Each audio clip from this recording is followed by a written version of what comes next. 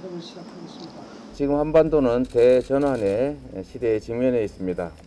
대외적으로는 미중 전략 경쟁이 격화되는 가운데 한반도를 둘러싼 정치, 경제, 군사 전반의 대립이 본격화되고 있습니다.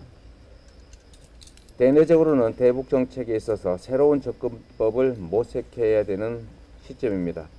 한국 전쟁 70년, 햇볕 정책 추진 4반세기가 흐르는 동안 남북한의 경제력, 인구 구성, 또 통일에 대한 인식 등 여러 방면의 큰 변화가 있었기 때문입니다. 현재 남북한 인구의 절대 다수는 한국 전쟁 이전 단일 국가를 경험하지 않은 세대입니다. 이제 단일 민족에 근거한 당위적 통일 논리로는 국민의 동의를 얻기 어렵습니다. 평창 동계올림픽 여자 아이스하키팀 구성을 둘러싼 논란은 이를 극명하게 보여주었습니다. 대전환의 시대 통일 외교 정책 역시 이념과 체제를 뛰어넘어서 남북 모두의 성장과 발전에 도움이 되는 실용적 방향으로의 전환이 필요합니다. 문재인 대통령께서도 한반도 평화를 위한 노력을 끝까지 지속하고 계시고 김정은 위원장을 포함한 양 정상은 대화 교착 국면에서도 친서를 교환하며 평화의 끈을 놓지 않고 있습니다. 문재인 정부가 만든 남북관계의 토대 위에서 새롭고 전면적인 변화를 만들어내겠습니다. 우리 안보를 위협하고 경제 성장을 가로막아온 분단과 대결 구조를 근본적으로 바꾸겠습니다. 한반도 평화 경제 체제 수립과 국익 중심의 실용 외교의 새 길을 열어가겠습니다. 한반도 평화 정착을 위한 최우선의 과제는 북핵 문제 해결입니다. 최선의 해법은 스냅백을 수반하는 단계적 동시 행동입니다. 북한이 비핵화 약속을 지키지 않을 시에 즉각적인 제재 복원을 전제로 북한의 비핵화 조치와 그에 상응하는 대북 제재 완화 조치를 단계적으로 동시에 병행하는 것입니다. 북한이 먼저 핵을 포기하도록 하거나 일거에 일괄 타결하는 빅딜 방식은 성공 가능성이 낮습니다. 비핵화에 대한 합의와 이행을 단계적으로 동시에 추진하는 것이 현실적이고 북미 양국에도 실용적입니다. 북핵 문제 해결에서 한국 정부의 주도성을 강화하겠습니다. 한반도 운명의 당사자는 우리 자신입니다. 문재인 정부는 한반도 운전자론을 통해 북핵 문제 해결을 주도해 왔습니다. 문재인 정부를 계승해서 더 주체적이고 적극적인 중재자 및 해결사 역할을 하겠습니다. 우선 조건부 제재 완화 즉 스냅백과 단계적 동시행동 방안을 구체화해서 북한과 미국에 제안하겠습니다. 북한과 미국은 이미 싱가포르, 하노이 정상회담을 통해서 탐색전을 마친 상태입니다. 남은 것은 시기와 조건, 양국 정상의 의지입니다. 바이든 대통령, 김정은 위원장을 직접 만나서 문제를 풀겠습니다. 차기 정부 초기부터 과감하고 속도감 있게 추진해서 성과를 내겠습니다. 한반도 평화 경제 체제를 수립하겠습니다. 이제 이념과 체제의 경쟁은 의미도 실익도 없습니다. 남북의 경제 발전, 남북 주민의 민생에 도움이 되는 실용적 관계를 만들어 가야 합니다. 김대중 정부의 햇볕 정책, 노무현 정부의 평화 번영 정책, 문재인 정부의 한반도 평화 프로세스를 개선 발전시키겠습니다. 한반도 평화 경제 체제는 평화가 경제 발전으로 이어지고 경제 협력이 평화를 공고히 하는 평화와 경제의 선순환 체제를 의미합니다.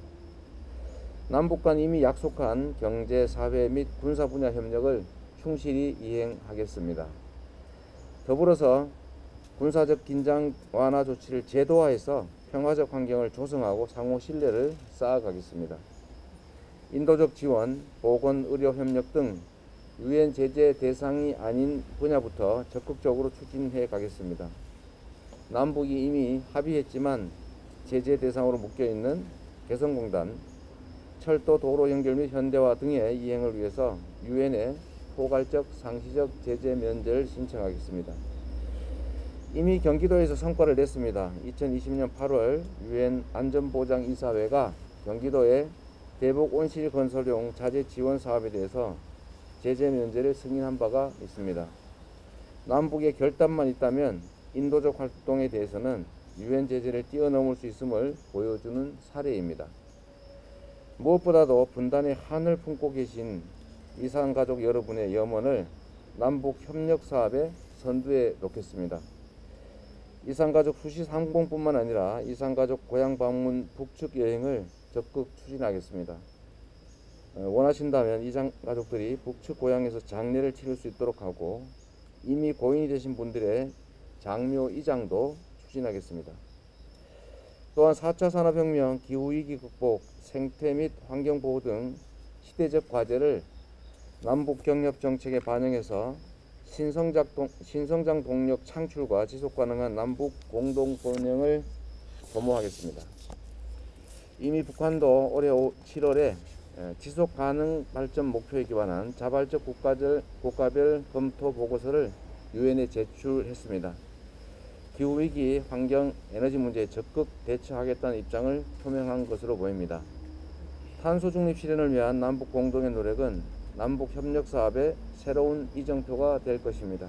실용적인 대북 정책을 국민 여러분과 함께 추진하겠습니다. 남북 협력 사업은 상호간 이익이 전제되어야 합니다. 우리 국민은 북한과의 경제 협력, 교류, 인도적 지원은 지지하지만 북한의 호응조차 없는 일방적 정책은 찬성하지 않으실 겁니다. 북한의 그릇된 관행과 태도에 대해서는 변화를 요구하겠습니다. 북한과 통일에 대한 국민 인식의 변화, 우리 국민의 높아진 자부심과 강화된 공정의식을 반영한 새로운 대북 접근법이 필요합니다. 개성공단 남북 공동연락사무소 폭파 사건은 우리 국민과 세계에 큰 충격과 실망을 안겨주었습니다. 북한이 잘못하면 잘못한다고 분명하게 우리의 입장을 밝히겠습니다. 1991년 남북기본 합의서를 비롯해서 지금까지 4차례의 정상회담 합의서가 채택되어 있습니다. 그러나 국회의 비준 동의를 얻지 못해서 정권이 바뀌면 귀중한 합의가 휴지 조각이 되어버리는 일이 반복되고 있습니다. 야당과 더 적극적으로 소통해서 지지를 이끌어내겠습니다. 북한과의 협의 내용을 사후뿐 아니라 사전에 적극 공유하겠습니다. 새로운 남북 협의는 물론이고 기존 남북 간 합의에 대한 국회 비준 동의를 위해서도 최선을 다해서 남북 합의를 제도화하고 공식화하겠습니다. 아울러 남북 교류협력 사업에 있어서 지방정부와 시민사회의 자율성을 강화해서 보다 많은 국민들이 대북 사업에 함께할 수 있도록 하겠습니다. 특히 청년, 미래세대의 남북교류 추진으로 상호 이해를 증진하고 새로운 기회를 제공하겠습니다. 공연, 체육, 예술, 교육 등 다양한 분야에서 남북한 청년 미래세대의 소통과 교류의 기회를 마련하고 남북 경제협력 관련 창업을 적극 지원하겠습니다.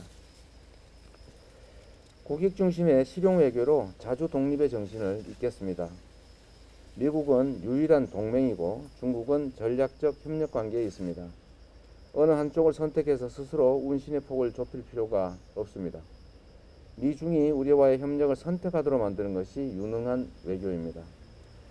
우리나라는 미중과 다양한 분야에서 동시에 협력할 수 있는 위상과 능력을 가지고 있습니다. 반도체, 배터리 등 첨단 기술 영역만 보더라도 미국과 중국 모두 치열한 경쟁 속에서 우리와의 협력을 원하고 있습니다. 충분히 가능한 일입니다. 한일관계 개선을 위해서도 과감하게 나서겠습니다. 대한민국의 신장된 위상과 국격에 부합하도록 한일관계를 재정립하고 국익 중심의 실용주의를 바탕으로 미래지향적인 한일관계를 새로 구축해 나가겠습니다.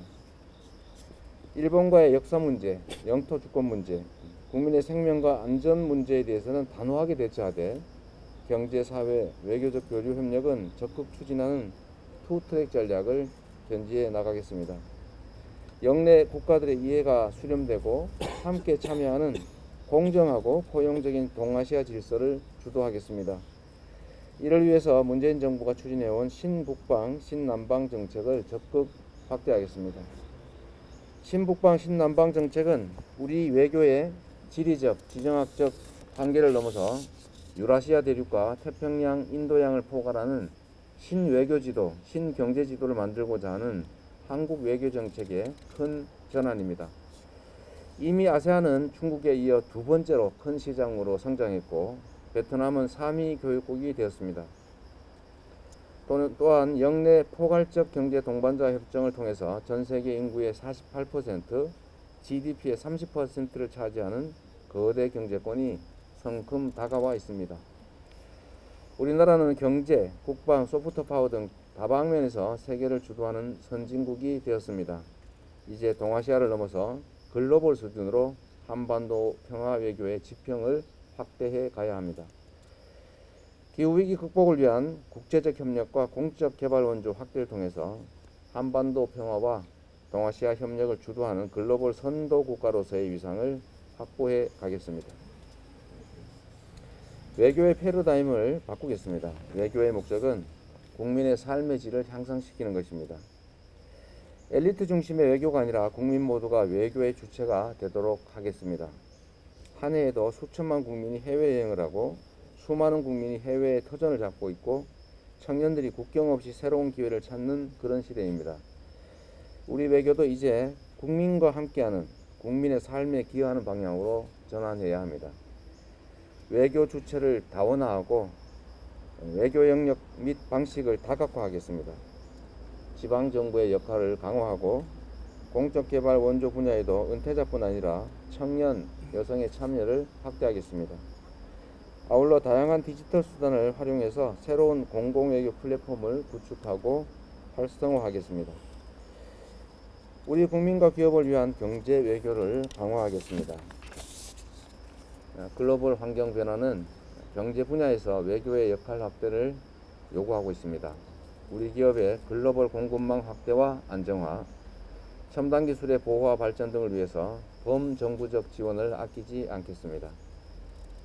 재외국민과 재외동포를 종합적이고 체계적으로 지원하는 정책 추진 체계를 확립해서 글로벌 한인 공동체를 만들겠습니다.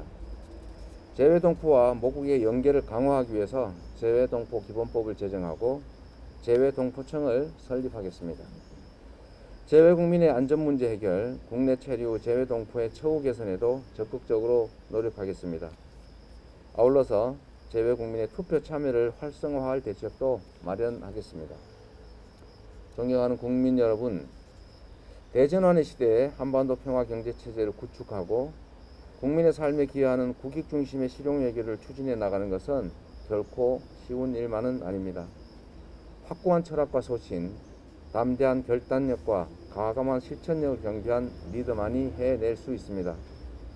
무에서 유를 이룬 우리 국민의 저력을 동력으로 삼아서 저 이재명이 반드시 하겠습니다. 평화롭고 풍요로운 대한민국의 미래를 위해서 담대하게 나아가겠습니다. 대전환 시대의 실용적 통일 외교 이재명은 합니다. 지금까지 남북 정책에서 좀 아쉽거나 뭐가 더 나아가지는 부분이라고 생각해서 어떻게 생각하십니까? 평창과 개성 문제를 언급한 것은 그냥 현실로 이제 남북 관계가 매우 그렇게 쉬운 일은 아니고 뭐 순간순간 매우 어려운 지경에 처할 수 있다는 점을 지적해 보기 위해서 한 사례이지 뭐 특별한 의미를 부여한 건 아닙니다. 객관적 팩트로 지적을 했다라고 이해해 주시면 고맙겠습니다.